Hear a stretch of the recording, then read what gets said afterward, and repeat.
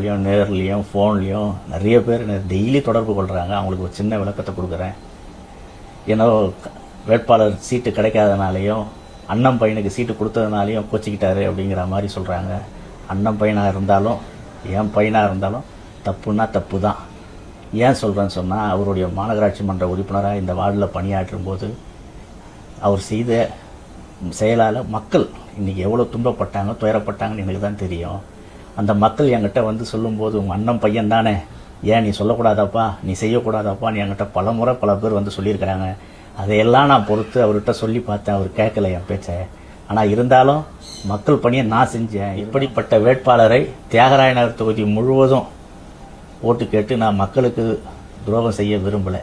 அதேமாரி என்னுடைய வளர்த்த என்ன கட்சிக்கு நான் மனசாட்சிக்கு கட்டுப்பட்டு என் கட்சிக்கும் துரோகம் செய்ய விரும்பலை. இதனால் 30 வருட உழைப்பையே 2 நிமிஷத்தில் தூக்கி போட்டுட்டேன்.